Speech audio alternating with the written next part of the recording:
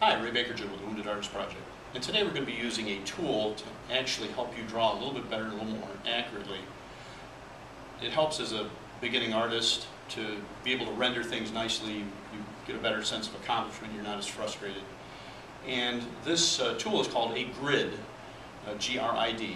And you've seen them in the past. You've maybe seen them in art books yourself. You might have used them yourself to transfer some other bit of information, probably drawings, but for those of you that haven't used them, it's a really neat way to actually get something from either a photograph of like your buddies, or a photograph from a book, a magazine, or to transfer something from your sketchbook that you've already done into a larger format, like you're going to work on a canvas or you just want to work on a bigger piece of paper. I use them a lot for my drawings and my paintings. They're particularly good for drawing portraits when you want to get everything looking just the right shape. You still have to make it succeed as a drawing or a painting, but at least you've got a really good start, something to work with. Right now I'm looking through a book, a magazine here on drones, and I found a really neat picture of a predator, and I thought, boy, that would make a nice painting, or I'd like to draw it. What you can do is, what I've done here ahead of time is I've taken this and I've actually Xeroxed it, taken it on, put it on a copier, and blown it up so it's a little bit easier to work with.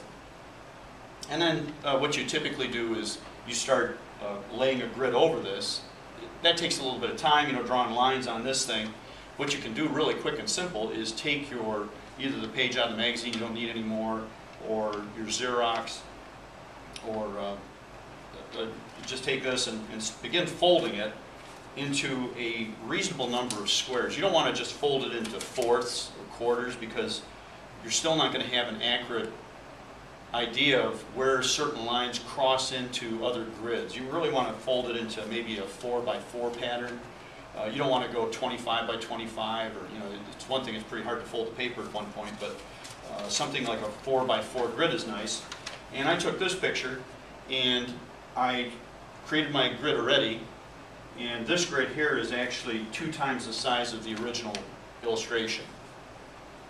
And I've done this in pen just for you to see it. You're actually going to render this in a lighter pencil that you can erase later. And again, as we state in our other videos, don't draw real hard into your paper or your canvas, because it's harder to erase. And it also leaves that mark. It doesn't look good. So I've drawn this up. One of the things you might want to invest in the future is go to Michael's or some other art supply store and actually pick up a nice set of triangles. Because what these do is they help you square off your grid, which is important. You don't want your lines, doing this, and it just sets it up a lot nicer. So I've drawn my 4x4 here. I've got 16 squares, and again, this was doubled. What I did is I took it and I just took my scale here. This was 9 inches. I decided it's got to be 18 on the bottom. 9 times 2 is 18. Doubled this, and then you just divide it in half into quarters, because you've only got a 4x4 grid and you start drawing in your lines. So I've taken this, and we're going to work with this one first. We'll go in the upper right hand corner here. You see that this wing here, the right wing of the drone, is actually, excuse me, I'm going into a finished drawing. I did this right after I drew my first grid, of course.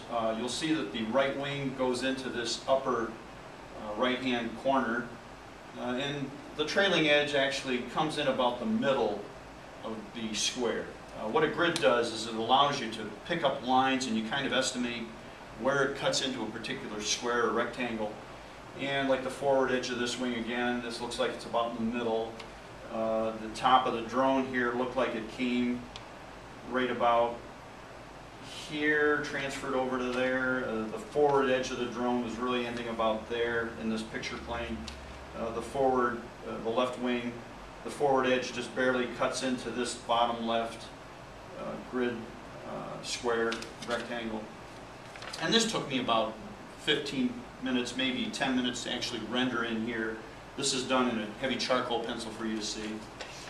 And then I went and found another example of another photograph, and again took that, Xeroxed it, enlarged it, and folded it again to a nice working grid, 16 squares, 4x4. And on this one, we actually tripled the size on this one. So we didn't just double it, we tripled it. We filled up this whole pad almost. And starting with this drawing, going into the upper right-hand corner on this particular drawing, we see that the back of the helmet comes in about the middle of this upper right-hand grid. It cuts through the middle of that bottom line. The upper pieces of his, obviously the cover for his goggles, they come in up here. They're really close to the edge, so you know you've got a pretty good idea. You have to eyeball everything. But after you do it a few times, you start to understand how to lay these things in. The goggles are real close to the top of this particular square here.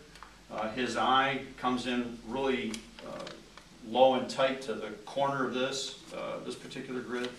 I had to draw this shape here, the beginning, the forward side of the forward end of his sight, as a circle just to get it drawn in there.